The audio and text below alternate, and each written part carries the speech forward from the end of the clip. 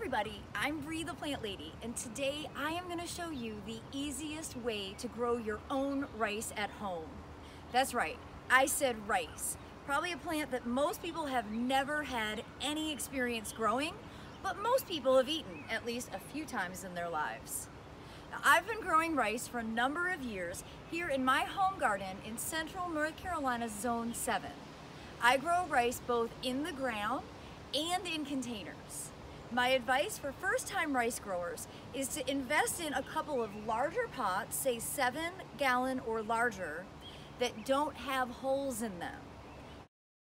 That's right, unlike most plants, rice actually appreciates the saturation and will thrive in the condition where the water doesn't drain out.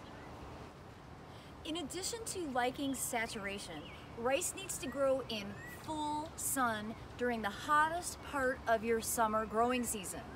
Rice is extremely sensitive to cool temperatures, which I experienced last year when I was setting out to do a rice germination trial.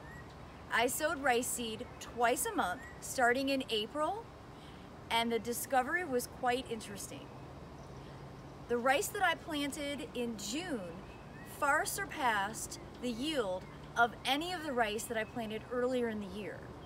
Now that was because last year, here in North Carolina, we had an exceptionally cool, not very sunny month of May, and the rice plants really suffered. So my recommendation is to wait to sow your rice seed until you know that temperatures are always going to be above 50 degrees, and that means 50 degrees at night. Remember, rice is a native to tropical environments. It really appreciates heat and humidity, and it grows super well as the temperatures soar even into triple digits. Now, I grow rice both in the ground and in containers, but containers are absolutely what I recommend for first-time rice growers.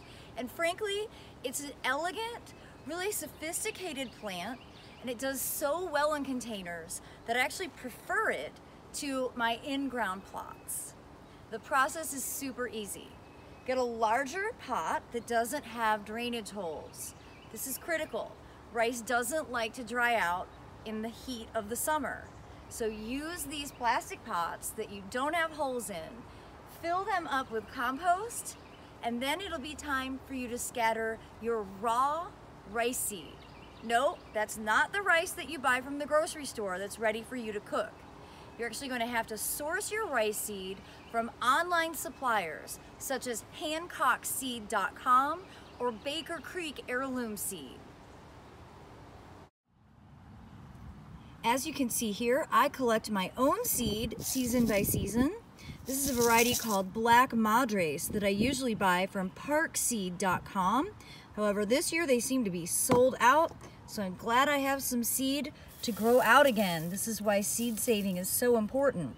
But you can see the rice that I'm planting doesn't look at all like the rice that you buy from the grocery store. That's because it still has the hull attached. This is raw rice seed ready to be germinated. I recommend using compost instead of potting soil because it holds more moisture, it's filled with nutrients, and ultimately your rice won't need to be fertilized if you use compost instead of traditional potting soil. You can see here, I'm using my favorite. This is Soil Cube Humus Compost.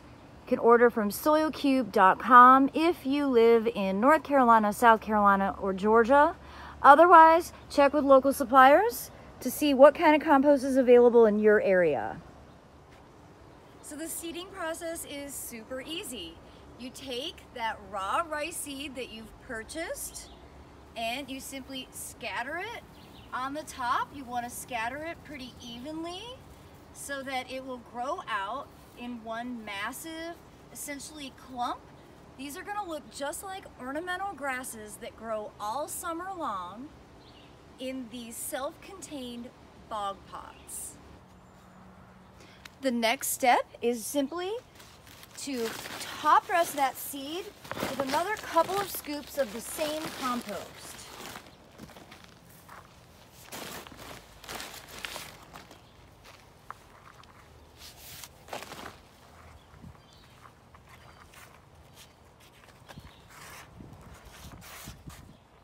best part is it doesn't take long for rice to germinate.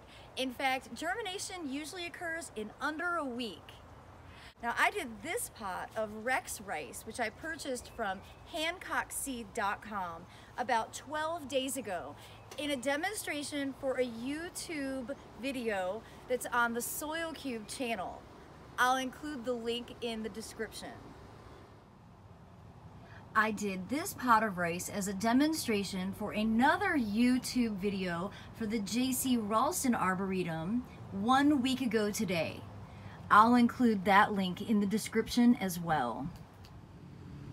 And check it out, y'all. The rice that I sowed last week in preparation of my spring open house, which is this Saturday, May 8th, has also germinated. I am so excited to be able to offer these pre-germinated pots to people who might be a little bit intimidated by sowing their own seed.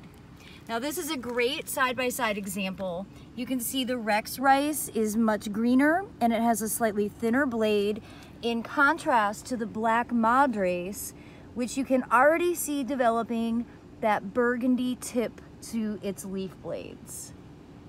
Both are terrific varieties that look beautiful all summer long. Now I'm ready to position these rice pots in their forever home, which is going to be out in my driveway in front of my vertical garden, the live wall. This will greet me every day when I pull into my driveway, and it'll look awesome all summer long. You know how I know that? That's where I grew it last year. I cannot wait to recreate this scene and have visitors filled with shock and awe when they see that I am growing my own rice right in my sunny driveway. I am so excited that the 2021 rice season has officially started, and that not only do I have rice potted for myself, but this year I'm going to get to share it with people who come to visit me during my spring open house. But now I'm not called the crazy grain lady for no reason. I love cultivating grains year-round, and you can see here I have a pot of barley which I had planted back in November, and you see it's now in its final stage where it's setting seeds, and in really the next 3 to 4 weeks this will turn amber, the seeds will become ripe, and I'll get to use that for brewing my own homegrown beer. Now I look forward to giving you updates on how these rice pots do through the summer season. Judging by last year, I know it's going to be a success.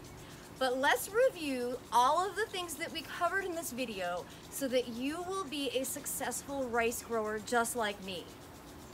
Step 1, get a container with no holes, preferably a pot that's 7-gallon or larger. Fill your pot with compost, not potting soil. Compost will retain more moisture and provide better nutrients so that you don't have to add extra fertilizer.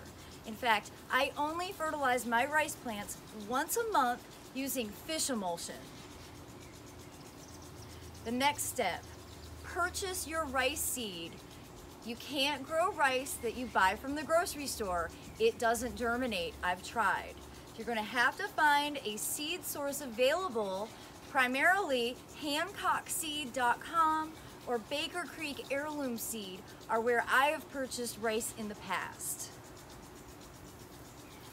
Sow your seed directly on the compost and then cover it with about 1/2 inch of that same medium.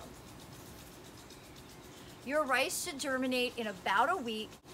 Be sure to put it in full sun with easy access to water. That way you can keep your pot fully saturated so that your rice will thrive through the entire growing season. Your rice will begin to flower and ultimately set seed as the day length starts to decrease, typically after Labor Day. Remember, my planting guide, sow your seeds after Memorial Day, and you will have a successful season through the entire summer. The Black Madres rice, planted in pots with no holes, has looked great. And now it's in seed, so soon I'll be able to harvest. But the question that everyone always asks, how much rice do you get from growing in a container? Well, it's not a lot. It's not that you're never going to buy it again. It's really all about this cool, authentic experience. And if you found this video to be helpful, please give me a thumbs up and subscribe to Breathe the Plant Lady here on YouTube. And if not, write in the comments and tell me how I can improve. I really am giving this my best shot. I hope all of your rice dreams will come true this summer season. Thanks so much for watching, everybody.